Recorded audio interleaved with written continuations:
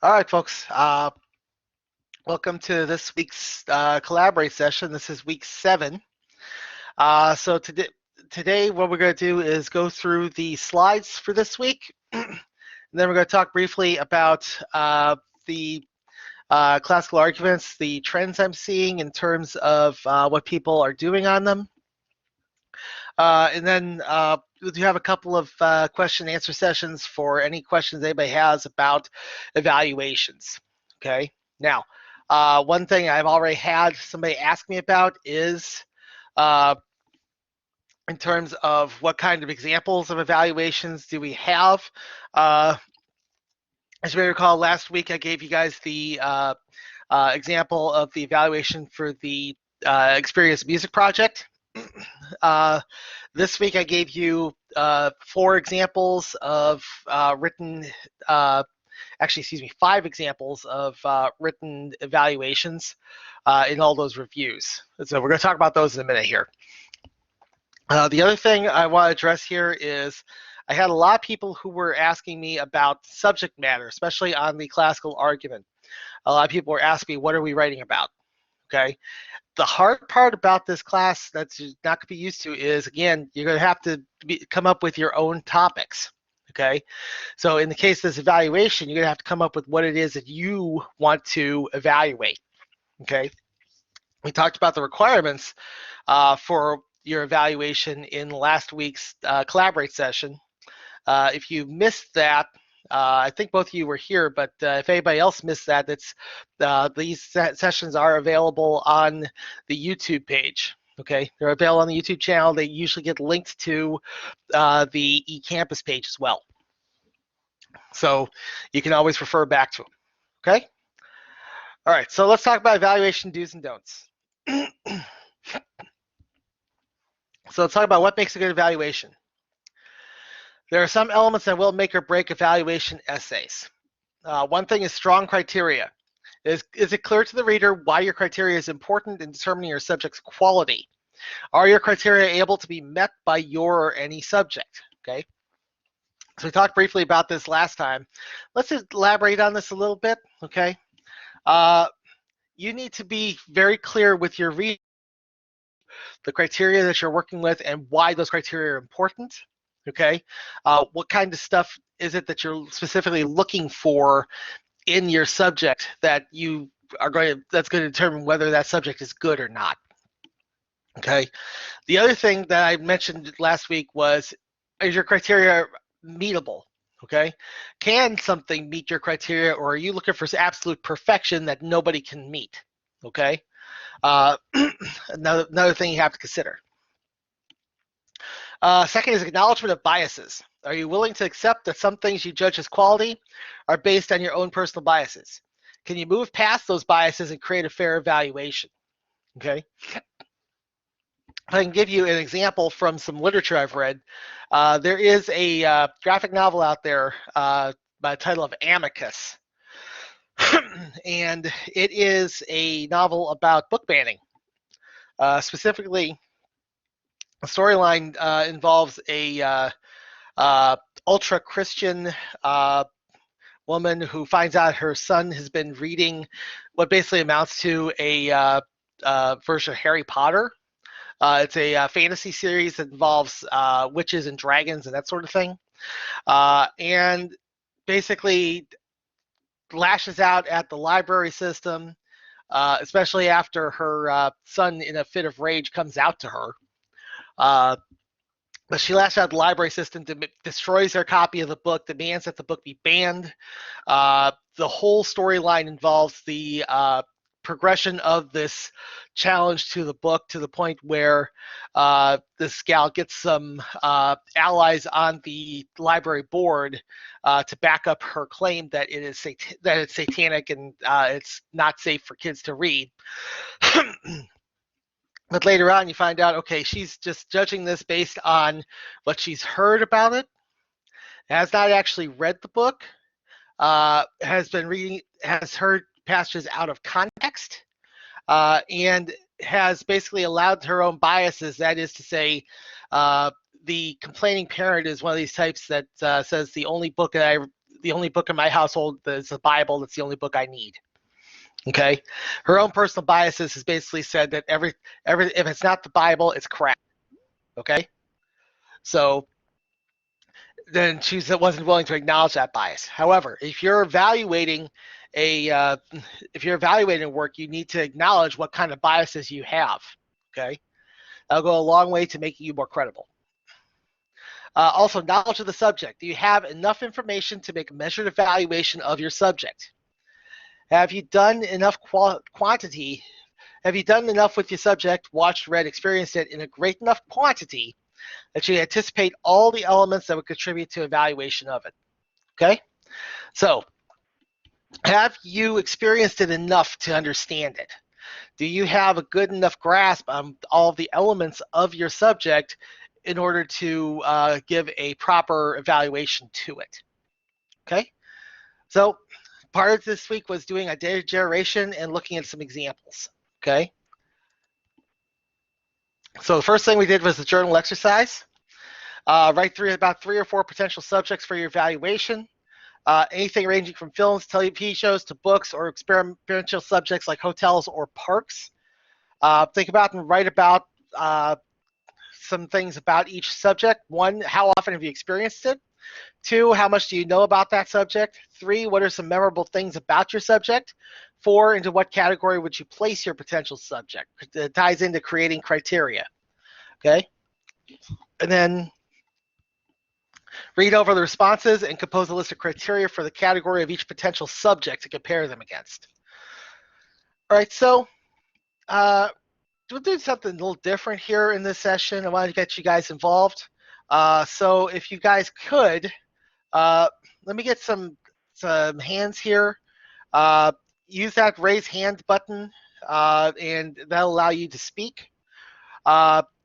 I would like to hear if you guys have come up with any potential subjects for this evaluation, and some criteria that you're going to line up against that subject.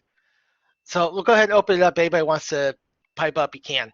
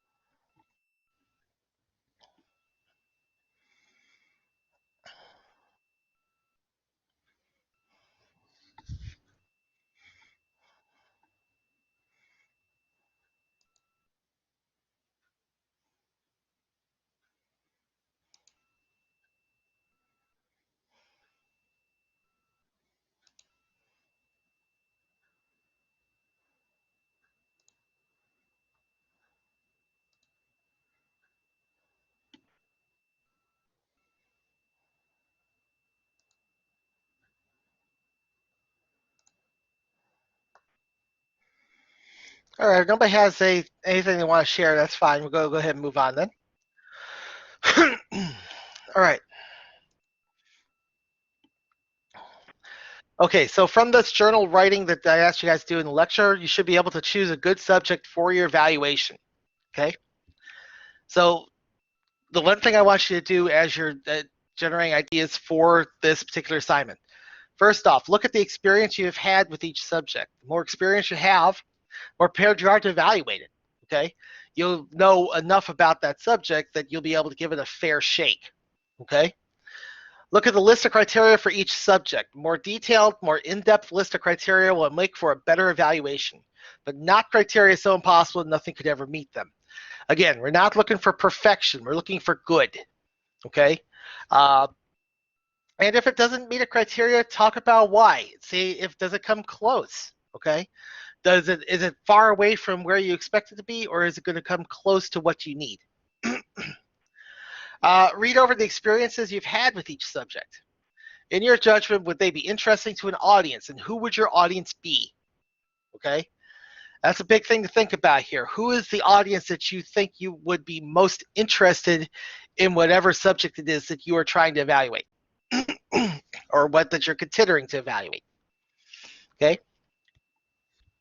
so continue on here.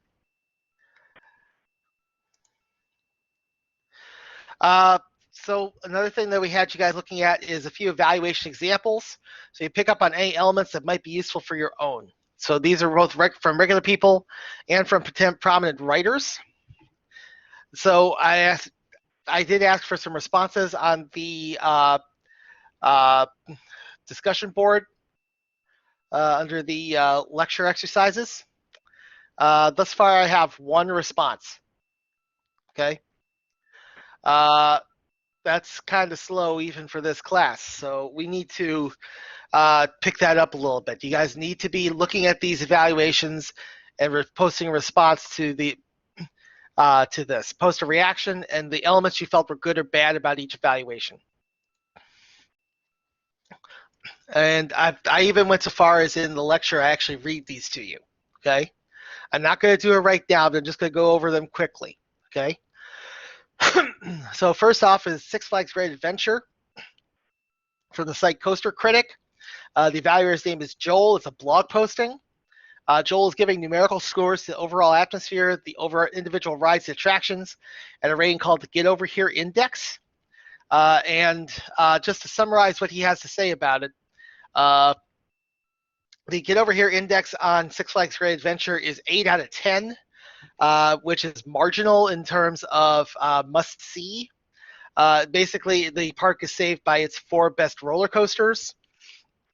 A lot of the other stuff he either didn't ride or it was down, or the stuff that he did he wasn't able to ride. He did remember that there were some clones of it, and he used those ratings to score them. Okay. There were also some things that he did ride and he liked, and he did ride and he didn't like. Okay. All right. Next one is from NPR. It's Telka Lahochi evaluating the contradictions by Sophie Yanow. Okay. She's reviewing a graphic novel. The summary of this is that it's a good slice of life story, even though the subject matter seems a little underwhelming, mainly because there's not a lot of drama to be derived from somebody spending time in Europe after graduating from college, or before attending college, or rather. Okay. So they thought Lahochi thought it was a fairly decent slice of life novel, and evaluated as such. Okay.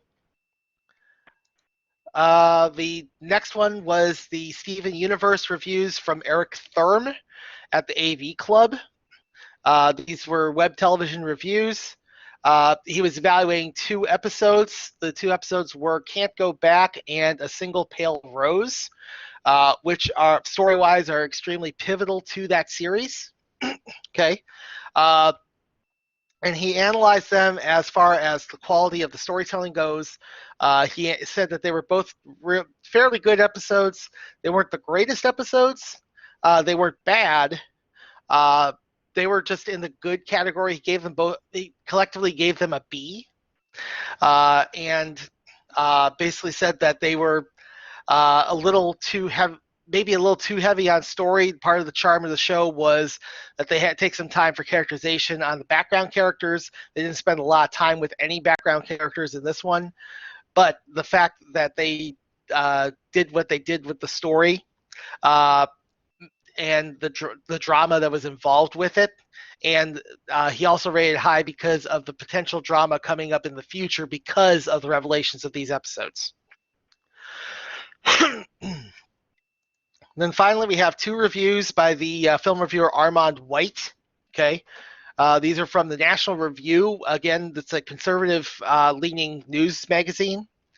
They are traditional film reviews. White is also the reviewer I said was the contrarian from Rotten Tomatoes. Whatever other critics like, he tends to dislike, and vice versa. Okay, so the review of Spider-Man Into the Spider-Verse basically says that the movie, in his opinion, delves too far into identity politics for his taste. That's why he scored it low. And then the other one was for Silence and Assassin's Creed, where he says Silence is very. He saw it as being anti-Catholic and very sacrilegious, as opposed to Assassin's Creed handling a similar topic. When Assassin's Creed dealt with the church, they did it more respectfully.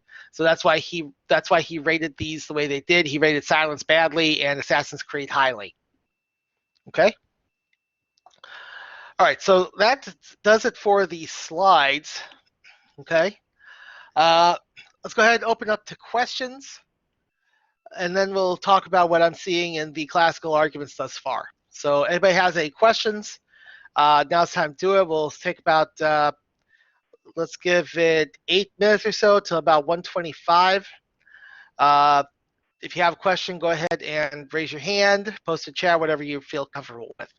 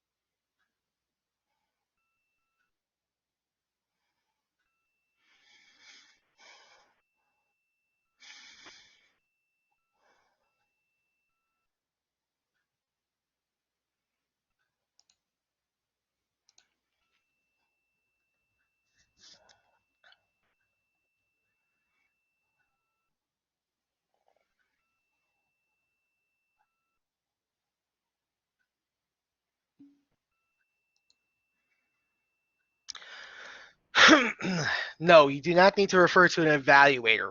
Okay. It's pretty much going to be assumed that you are the evaluator. So don't refer to yourself in third person like this. It's you. Okay. Uh, talked about this. I've talked about this before with the classical argument as well. Uh, there are some professors that tell you that you cannot refer to yourself in an argument, which I kind of find ridiculous because you're the one making the argument. How are you going to divorce yourself from it? Okay, so you are allowed to refer to yourself. Okay.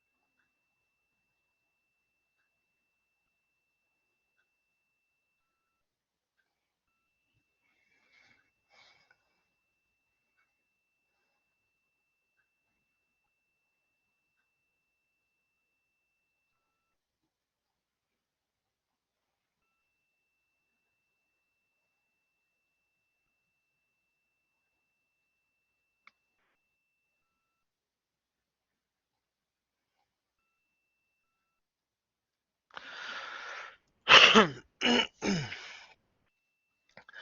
right, so let's go ahead and talk over some of the stuff I've been noticing in regards to the classical arguments, some of the issues that I'm finding in the writing. Okay, uh, so I'm not going to get too specific here. I'm just going to be talking mostly in general terms, mainly because when I grade these things, I block out who they belong to. All right, so I can evaluate them a little bit more fairly. That being said, most common problems I've been seeing with these essays, one of them is issues with MLA formatting for the citations and the works cited. There were some essays I found that did not use citations at all. Those were especially problematic because they had a works cited page, but then there was no citations referring to it. The ones that did have works cited, I'm seeing a lot of variations on the style of works cited. Some people were just giving me a list of hyperlinks. Some people gave me an author list with a list of hyperlinks.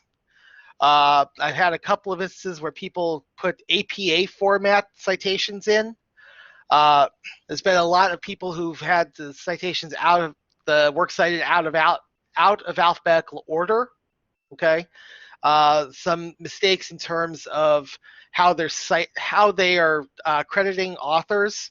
There's been a couple examples of corporate authors, that is, say, groups of people that are credited as a group, being cited as human authors. Okay. Particularly one of them that I remember involved the editorial board of a publication. In that case, the author is considered to be the publication. And what MLA says about that is, if the author and the publication are the same, leave it off the author listing, start with the title, and then only list the publication. Okay? So, another thing I found is that there's been a couple of papers that had issues with too few sources. Okay? These were papers that used like maybe 2 sources at most. Okay? I did give a number of between 4 and 6. I believe it was toward the high end. I think it was 6 that I asked you guys to use for this essay. Okay. I'm okay with some of the people that use 3. Okay. Some people use a lot more than 6. Okay. But then I've had a couple that use 2, and at least one of them, and it's going to lead into the next problem I found with it. One of them used one article that was baseline factual, and the other one that came from a opinion with a definite bent to it. Okay, that leads into the next issue here. There were some essays that I found. Well, there were a couple that had really good arguments. Okay, there are some that I've noted that I noted in my notes to these people that they didn't really give an argument. What they gave was a report from one side. Okay. When you're doing an argument, you have to have reasons behind your argument, not just regurgitating a bucket load of facts in relation to the side that you're taking. You need to have reasons for having that side. Okay. You also have to engage with the opposition. I will say I've gone through 20 papers thus far. I have found exactly 3 that did a good job with engaging with the opposition. Okay.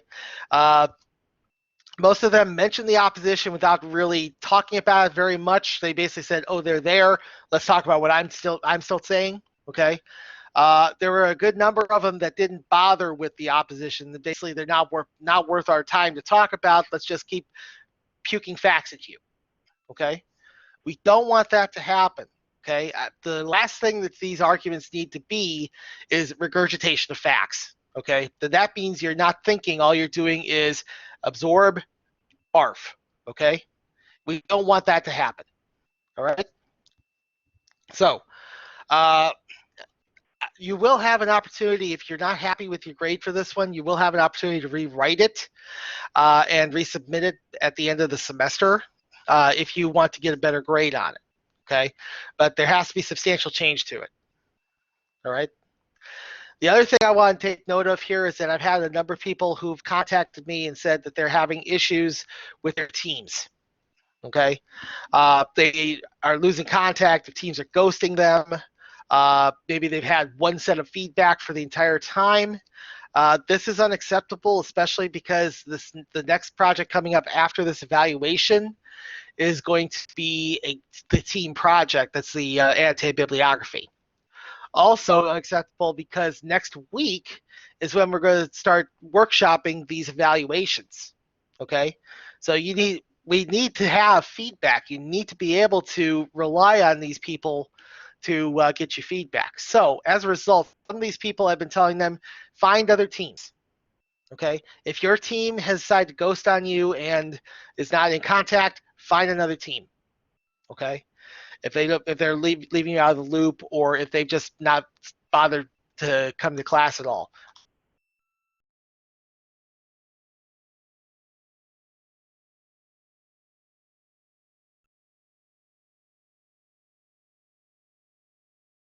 Yeah, that's what I told them to do.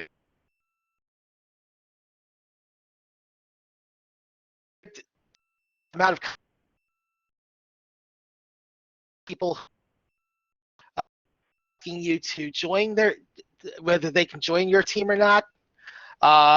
That's the reason why. It's because I'm telling these people to find another team.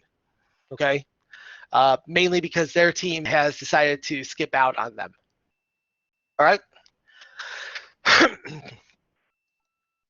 All right. So as far as well, honestly, that's about as much as I could think of in terms of the issues I'm seeing with the classical arguments thus far. Okay. Uh, I can give you a little heads up here in terms of what's going on here because I actually record the lectures 2 weeks in advance. Okay. So what we've got coming up at least next week, we're going to be doing workshopping. Again, it's going to be revision workshop on the evaluations, and the lecture is actually going to be about how to do workshops in a remote learning setting. Okay, what is expected of you, what you're supposed to be doing, how you're supposed to be getting feedback. Okay, what kind of feedback you're supposed to be giving. All right. Week after that is spring break. There's no lecture during spring break, obviously. Week after that, that lecture I just recorded before coming on with you guys today. That lecture is going to be about works cited and integrating research. Okay, because that's when we're going to start talking about the anti-bibliography. Okay. Uh, the one I want to get to is the following week after that. Okay. Incidentally, that week is also going to be the proofing and editing workshop for the evaluation. That's also the week that it's due. Okay. So week after that, that's going to be week 10. Okay. 2 weeks after the 2 weeks after spring break. Just to give you guys a heads up, that's going to be the longest lecture of the semester.